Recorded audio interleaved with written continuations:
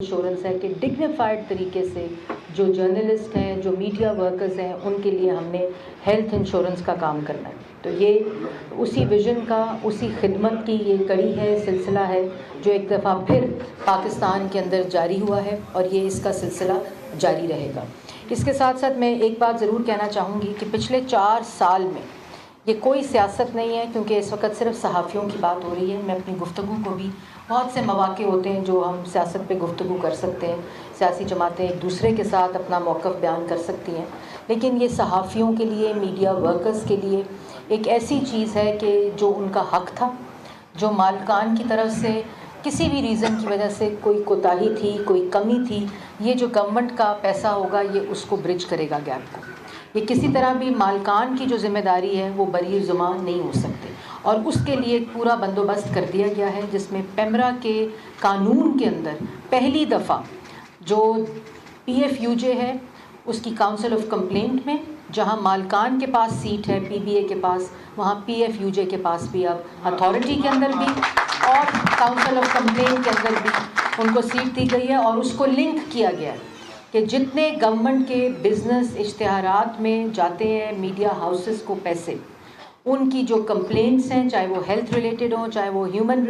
Resource related हों, चाहे वो आपके कॉन्ट्रैक्ट्स हों, चाहे वो आपकी नौकरियां हों, एम्प्लॉयमेंट्स हों, जो कॉन्ट्रैक्ट लीगल तरीके से उसके SOPs हैं उनको मुकम्मल करने के लिए जितने गवर्नमेंट के बिजनेस इश्तिहारात में जाते हैं मीडिया हाउसेस को पैसे, उनकी जो कंप्लेंट्स हैं, चाहे वो हेल्थ रिलेटेड हों, चाहे वो ह्यूमन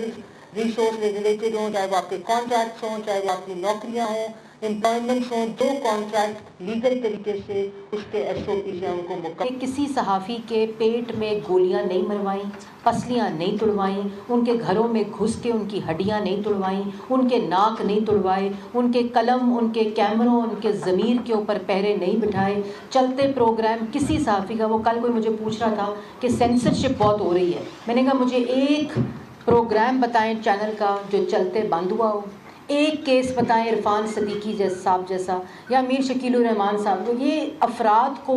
जेल करके, बंद करके, सियासी इंतकाम के ज़मरे में ये मैसेज होता है उस इंडस्ट्री को कि अगर ये शख्स बंद हो सकता है तो फिर जो मीडिया वर्कर या जो जर्नलिस्ट या रिपोर्टर है उसकी क्या औकात है। और वही चीज़ PMDA की सूरत में हम पे मुसल्लत होने लगी थी। उस वक़्त भी अफजल भट्ट साहब का मैं नेशनल इस्लामाबाद प्रेस क्लब का मैं शुक्रिया अदा करती हूँ, अफजल भट्ट साहब का, PFUJ का, आप सब लोगों का, कि यही कुर्सी थी। जितना मजबूत और बहादुर मैं अपने आप को इस कुर्सी के ऊपर पाती हूँ वो मैं अपनी वज़ीर की कुर्सी के ऊपर भी नहीं होती, क्योंकि ये वाहिद वो कुर्सी थी जो नेशनल प्रेस क्लब की थी, जो हमें मुयस्सर थी।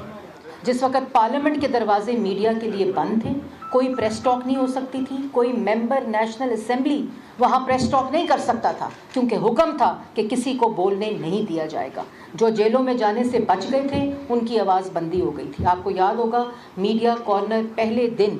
आकर हमने पार्लियामेंट का कैमरामैन के लिए और सहाफ़ियों और रिपोर्टर्स के लिए खोला। इस 1 साल के पहले दिन जो गवर्नमेंट, कोalition गवर्नमेंट आई थी, हमने सड़कों के ऊपर खड़े होकर प्रेस टॉक्स की, हमने रोडों के ऊपर खड़े होकर प्रेस को टॉक्स की। और तब मैं अफजल भट्ट साहब को फ़ोन किया करती थी, अफजल भट्ट साहब हमने प्रेस टॉक करनी है ज़रा। उन्होंने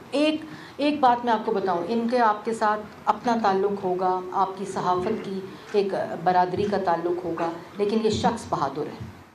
कि जिस वक्त हमारे अपने पार्लियामेंट के दरवाजे खुले थे, नेशनल प्रेस क्लब के दरवाजे हम पे खुले थे, जब पार्लियामेंट के दरवाजे बंद थे, जब वहाँ मीडिया कॉर्नर बंद कर दिया गया था, जब चलते प्रोग्राम बंद कर दिए गए थे, जब नैब में लोग जाते थे पेशियों के लिए। इन लोगों के ऊपर जुल्म क्या हुआ है? ये जुल्म कहते हैं इसको।